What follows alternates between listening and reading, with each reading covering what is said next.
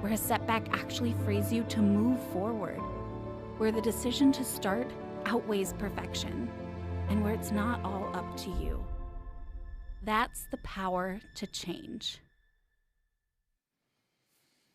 Have you ever started a project that maybe it needed to be done on the house, with the car, something else, maybe kids, maybe it was a school project, and when you started, you realized pretty early on it was going to take you way more time than you really wanted or had scheduled to give to that?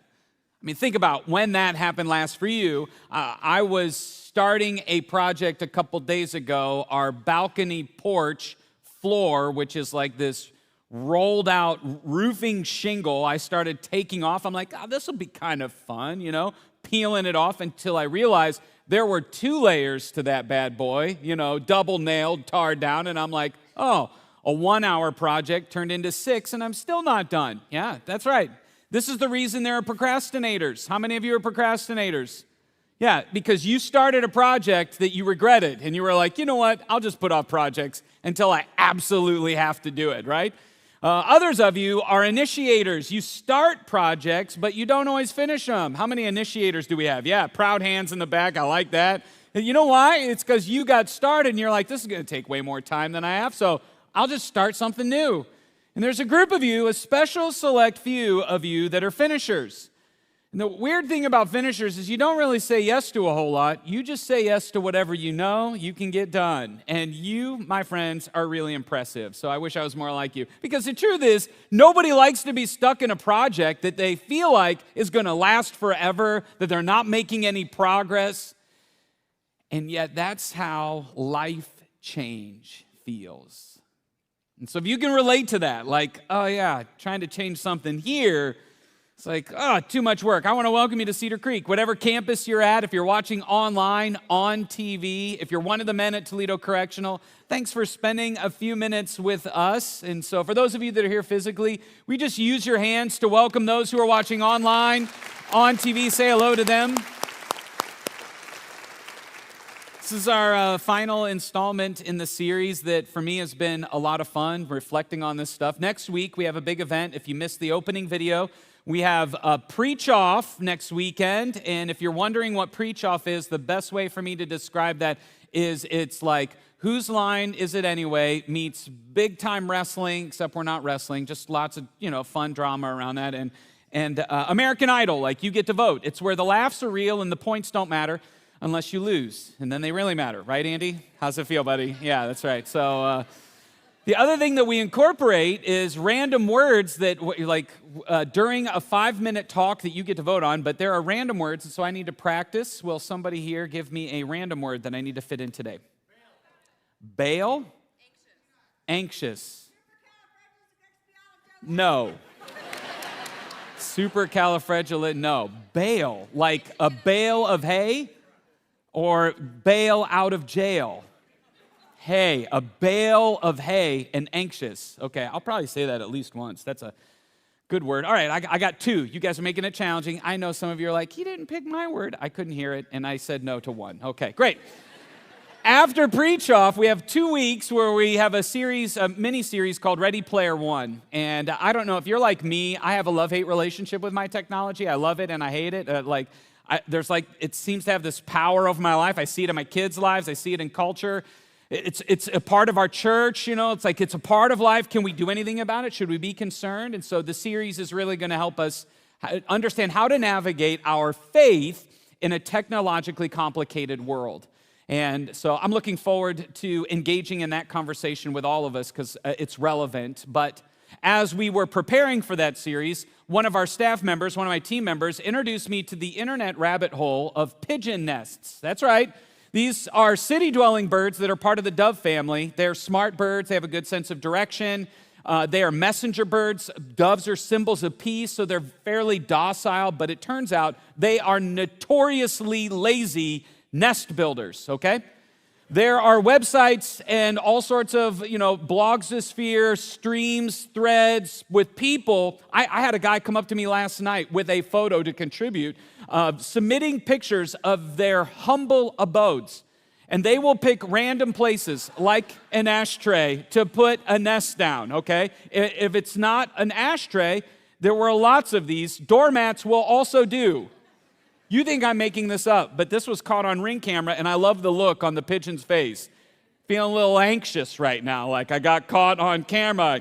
All right, so it's like, oh, here we go. Here we go. There are lots of doormat pictures. If you you could get lost here for 20 minutes, friends. So if my message gets boring, you're welcome. I'm just helping you in advance. And you can't find a doormat, well then, a glove will do just fine. It's like, I got the whole world. Maybe not. But if you can't find what you need, then, zip ties will work too, because zip ties solve 90% of the world's problems. So will a strainer. It'll keep it right there. I mean, all you really need if you're a pigeon is a single stick. And apparently, it's good enough. This has become so famous that somebody sat down to draw a comic about a pigeon learning how to build nests. It gets started, and ta-da! Inspired by a real-life photo. I mean, people made stickers for this so that you could put it on your laptop or your water bottle. Meh, good enough. Thank you. That's right. So when you mess up, just think of what a pigeon calls success, and I think you'll feel better about your life. I mean, honestly, isn't this one of the hardest challenges that we experience, is experiencing the power to change? You see it, we want it, but then it's the time and effort that it takes, or the discouragement with our lack of progress, or the feeling of defeat when we regress back into something that we didn't really want to get caught up in again. And so we hear passages from the Bible and inspirational quotes, or like our memory verse. I don't know if you took time to memorize our verse for the series, really from 2 Peter. You can try it with me right now. By His divine power, God has given us everything that we need to live a godly life. And we have received this by coming to know Him, the one who's called us to Himself by means of His marvelous glory and excellence. Like, we memorize these things, and if it's true, if God has given us everything that we need, then why does it feel like so little has really changed? It can leave us feeling a little concerned and discouraged, or maybe like we missed something. Like, if God's given us all that we need, I must not be doing it right. Or maybe God didn't give me, He just gave everybody else what they needed. Maybe I'm just screwed up. And so if that's you, if you've ever felt that way, you are not alone. In fact, we have this tendency, whether you're a Jesus follower or not, we have this tendency in life. We overestimate what we can do in the short term. We place unrealistic expectations of what we can do today, but then when we look long term, we underestimate what is possible. We underestimate what we can do. Our culture is easily swayed by hacks, shortcuts, instant results, and I know what you're thinking. You're thinking, well, not me. I never fall for that stuff, and yet we do. Lose 10 pounds in 2 weeks. It gets sunny outside, and you're like, time to get the beach bod ready. What's the fastest way to do that, Or make 6 figures in 6 months. It's like your curiosity is like, we'll investigate that a little bit, Shred it in 30 days. It's like, okay, interesting, It's like how to beat Andy Rechtenwald at the preach-off. I'm game. How do I do that? Let's go. It sounds convincing, and then you sign up, and then you start. You're like, something must be wrong. I did it wrong. And I think this is why when it comes to the power to change, we like the idea, but we just give up. We quit. Some of you are there right now, and so, man, I am glad that you're here, because I feel that too. One of the books that I was using, or resources, is Atomic Habits by James Clear, New York Times bestselling book. Some of his little sound bites, tidbits are all over, Twitter, Instagram. And one of the discoveries that he made in Atomic Habits is the power of aggregated marginal gains. You know what that is, right? I didn't either. I'm like, bro, you got to break it down for me real simple.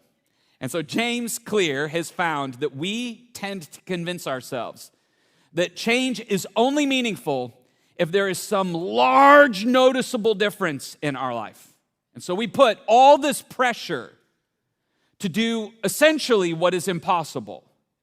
Meanwhile, improving by 1% or aggregated marginal gains doesn't really feel notable, doesn't even maybe feel noticeable, but it can lead to something very meaningful.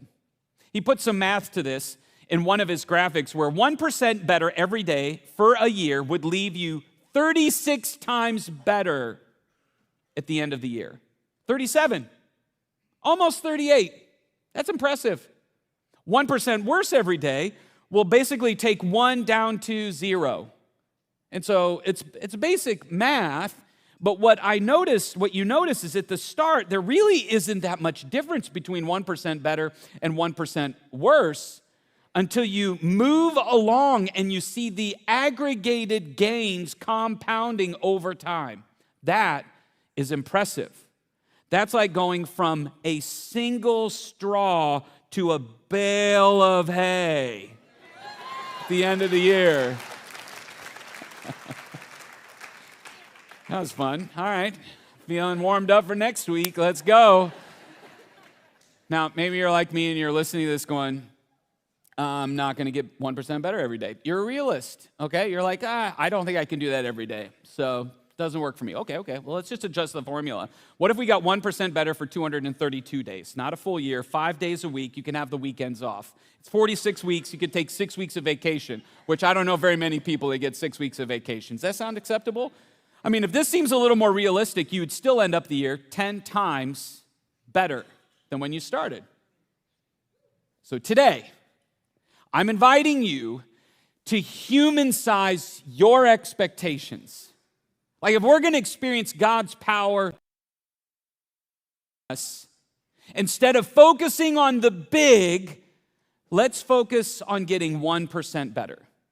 In fact, my encouragement to you would be for the next year, make that your bottom line. I'm going to get 1% better today. And if you're like, oh, you know what? Yesterday I failed. I dropped the ball. Okay, dust yourself off. Today, I'm going to get 1% better. Like, let's stop pushing and looking for big change and being discouraged by the lack of big change. And instead, let's let that aggregated, what was the middle word? Results, marginal gains, that's right, thank you, get us where we need to go. I mean, I think that's powerful.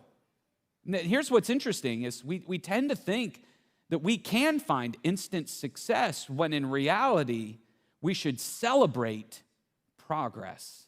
It's one of our team values here, is a little bit every day can lead to big change. And so maybe you're wondering like, well, how do I get 1% better each day? What does that actually look like? I'll tell you what it doesn't look like. The way to get 1% better is not by putting on your wall a goal. Now, I think goals are important. Don't get me wrong, but that's not going to help you get 1% better.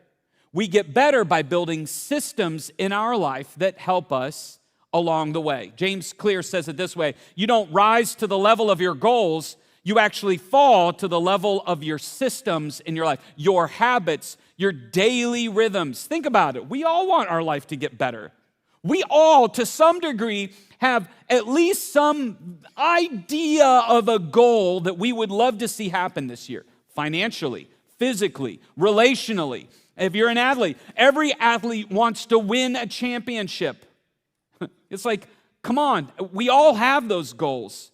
Andy thinks he can win the preach-off. He has goals. But the people who achieve or get close to those goals are people who built disciplines, systems, and habits that help them get 1% better every day. Jesus actually told a parable that illustrates this principle.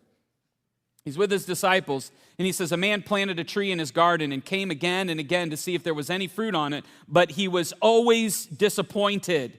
Finally, he said to the gardener, I've waited 3 years, and there hasn't been a single fig. Cut it down. It's just taking up space in the garden. Can you relate to that? It's like maybe not a fig tree, but you have some area of your life where you don't see progress. It's not worth the work. It's not worth the rhythm, the health rhythm, the exercise, the budget, the finances, the career path, the work at school, with marriage, kids, even our experience with God. It's like, it's not worth going to church. It's not really making that much of a difference in my life. This fig tree isn't working. And so what do? You cut it out of your life. It isn't making the big enough change that you were hoping for. And Jesus is telling a story to illustrate something more. He says, the gardener answered the man, "Sir, give it one more chance." I don't know who needs to hear that today. But I imagine there's someone here who's ready to give up something meaningful. And maybe God's like, hey, just give it another chance. Keep leaning it. Don't give up. He says, leave it for another year. I'm going to give it some special attention. Plenty of fertilizer. And if we get figs next year, fine. And if not, then you can cut it down. Notice what the gardener isn't saying. Hey, don't worry about it. It'll be fine. No, he actually offers a practical, a strategic, you could say, a systematic path forward. Do you see the three things? Special attention, fertilizer, and let's see what happens in a year. If you want to get 1% better, then you're going to need to give your life some special attention, some fertilizer, and a determined amount of time. That's a pretty helpful recipe. Let's start with attention. Attention is really what you observe. It's your awareness. It's paying attention to what is really going on. It's getting curious about you and some of the root issues, not just staying stuck in your emotions, as real and valid as those are. But our emotions are an indicator that something is going on that we need to pay attention to. Like, how am I doing really? Recently, I think just this past week, Elmo, you know, the Elmo from Sesame Street with the high-pitched voice? You know that Elmo? He posted on Twitter. Can you hear him saying this? He said this, "Elmo is just checking in. How's everybody doing?" And you would think it would be like, we're doing great, you know, unless you're in Northwest Ohio. We're waiting for the sun. But, many people were like in my lane, vibing, doing great. But what they did not expect was over 20,000 responses, most of which sounded something like this. "Elmo, I'm suffering from existential dread over here. Every morning I wake up, I can't wait to go back to sleep. Every Friday or every Monday, I can't wait for Friday to come." Even the celebrity Rachel Zegler said that she was resisting the urge to tell Elmo that she was just feeling kind of sad. I mean, there was so much of this that I think the PR person or whoever headed up their social media started to post tips for mental health because it was so heavy. And I'm guessing that many of you resemble that. And I don't know if it's almost like it took Elmo to help us see that, man, sometimes life isn't always fun. It doesn't always feel positive. And maybe this is why we don't like to think about giving that inner world a little special attention. But that's not what attention means. It doesn't mean just getting stuck in like this weighty, kind of depressive mood. No, it's not getting stuck there. But it's also not ignoring it. Like, so many people carry around this inner like dread, and they never share it with anybody. They never deal with it. The gardener said, let's give the fig tree some special attention. In the original language, what he means by special attention is, the words are, I'm going to dig around the roots. Think about that. I'm going to do some digging. I'm going to dig into what has hardened the soil. I'm going to dig around the roots to break it up so that water can get to the fig tree. I'm going to give it some special attention. God wants to do the same thing with you. And yes, That may mean he needs to break up some areas of your life that have gotten a little calloused and a little hard and a little resistant to him or a little resistant to water. It could be beliefs that you have about God or your life. It could be behaviors that you have that keep God or others at a distance. It could be a hurt that you haven't found healing from, a hang-up in your life. But God may want to aggressively, it may even seem harsh, but it's actually what you could call a severe mercy. Where God, yes, it feels intense, but is ultimately trying to provide something for you. It's meant to help. God is always interested in what's really going on in your heart. You should be too.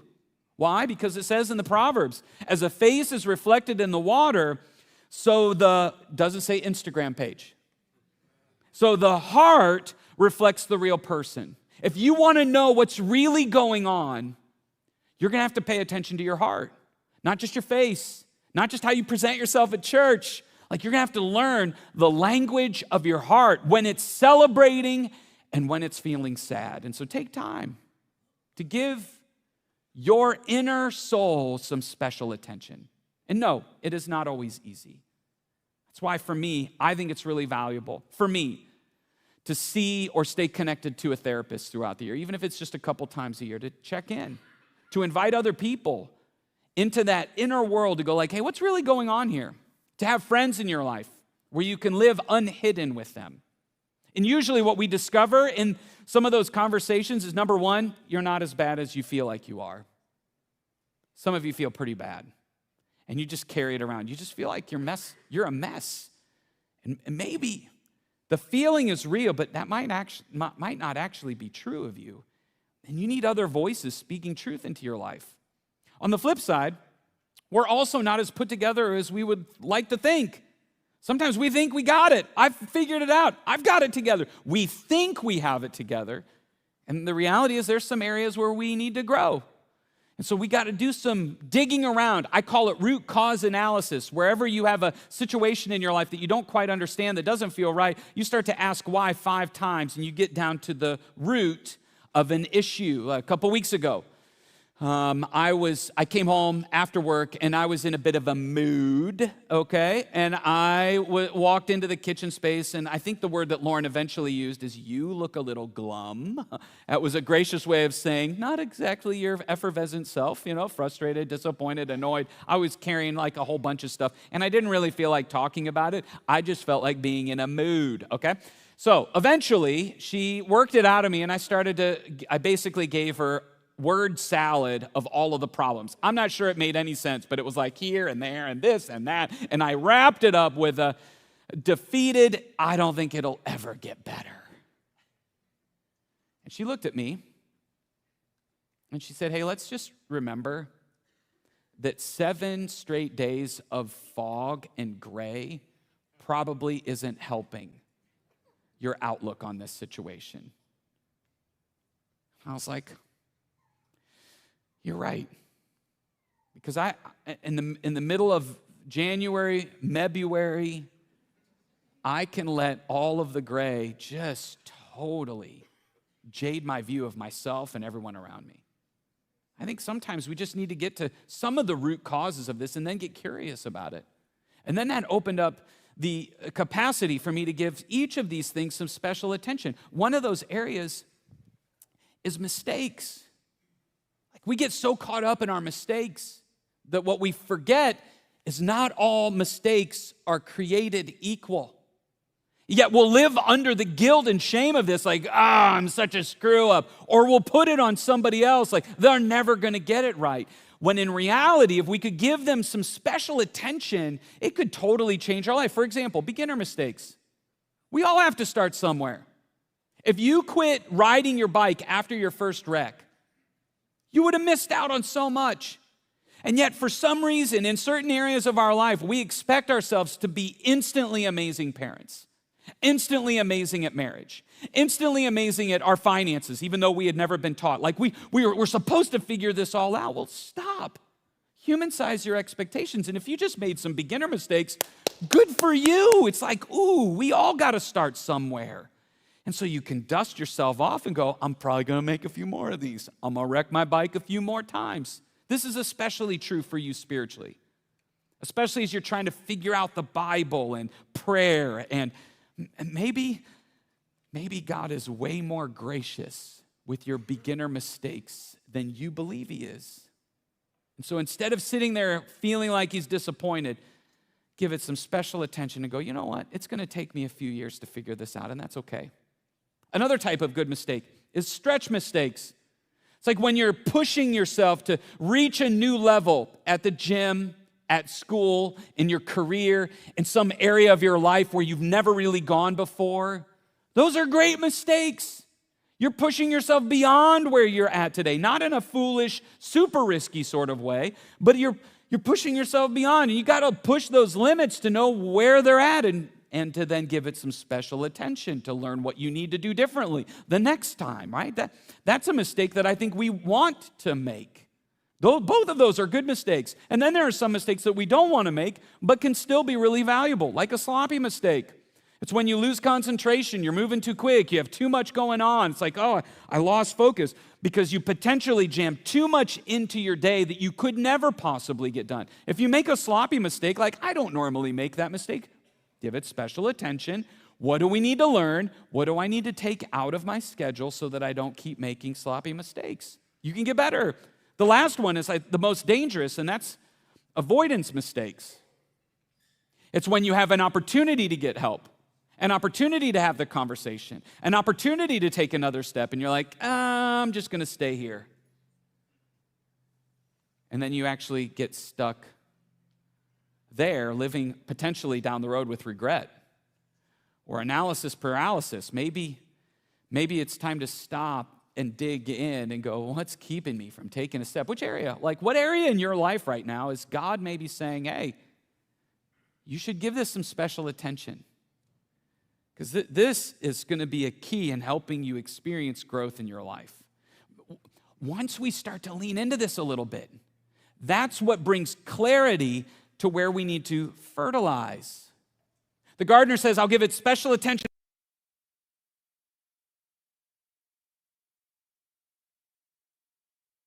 Manure. Who wants manure, right? Yeah, nobody wants manure. And yet it was the fuel or the food that the fig tree needed.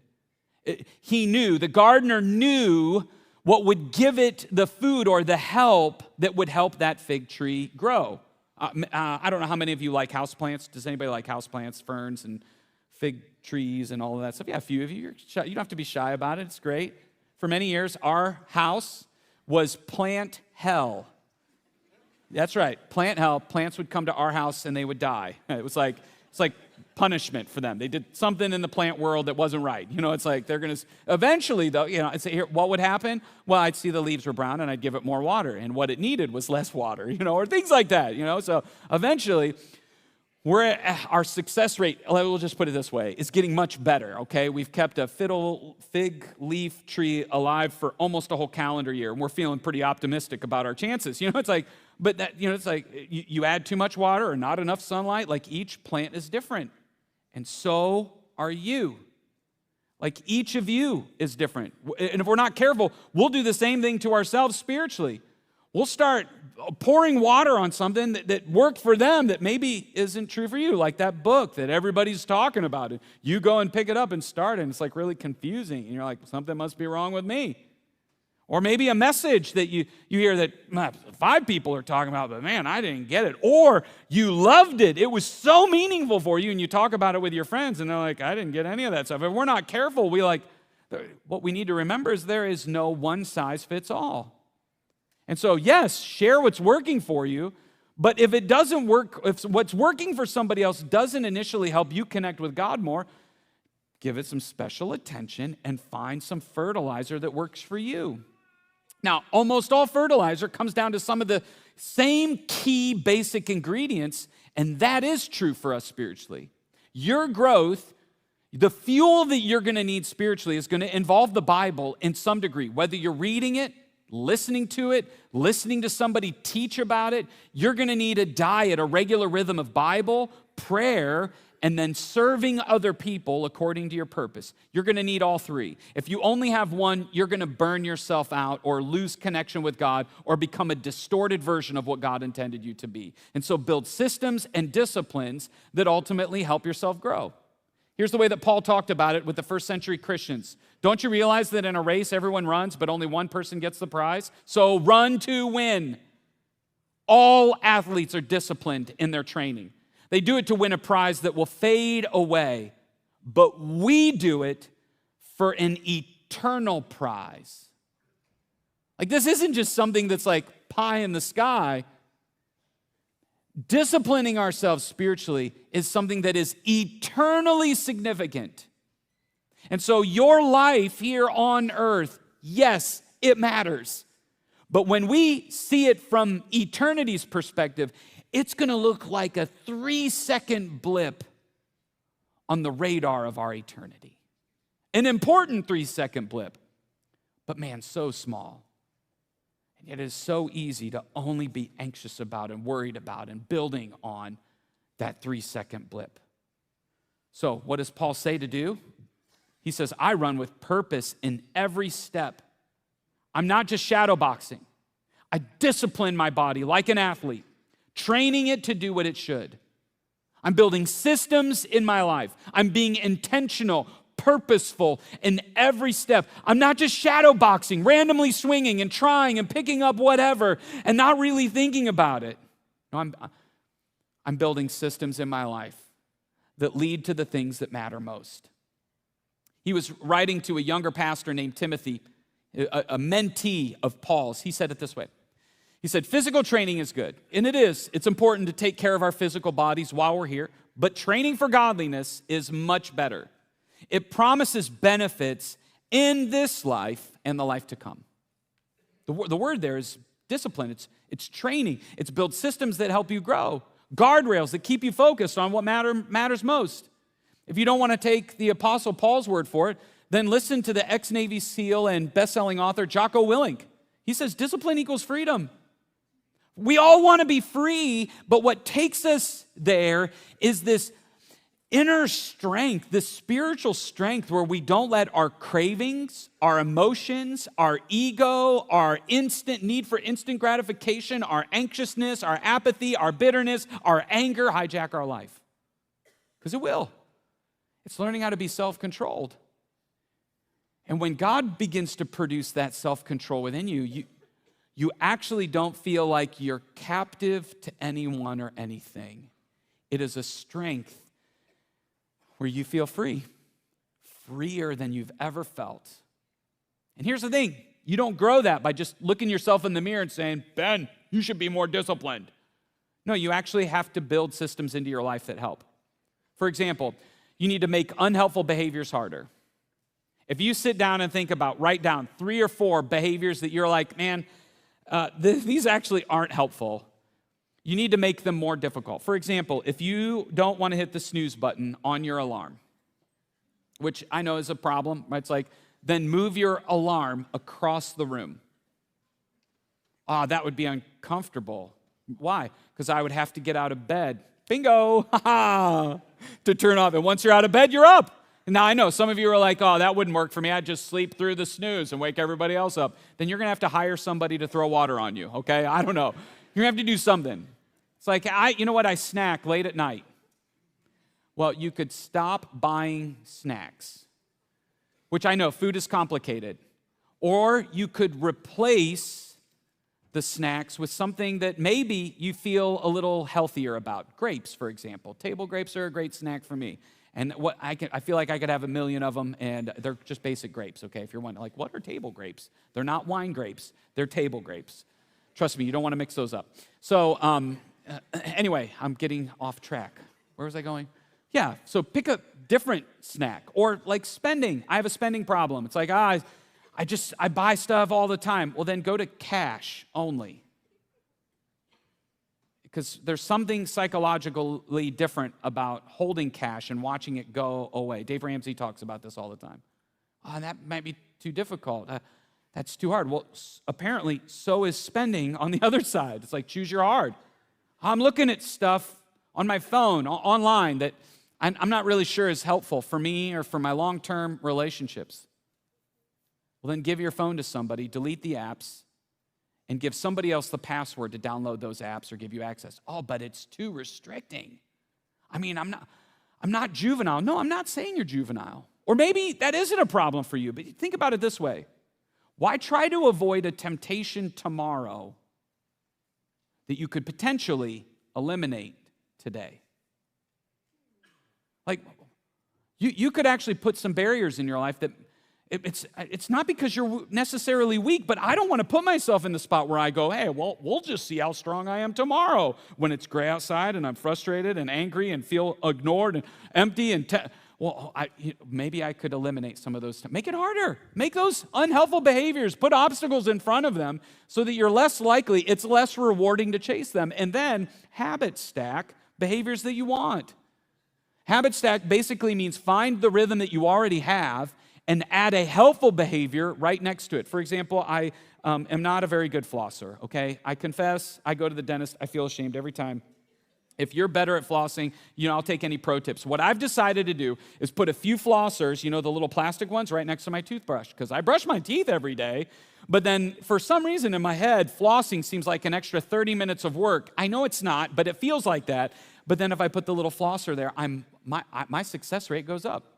I put discussion cards on our dinner table so that when we're having a meal with friends or with our family, instead of picking up our phones and feeling tempted to do that, I can keep those discussion cards to keep life-giving conversation going. That's a habit stack. We're going to eat dinner every night. Let's talk.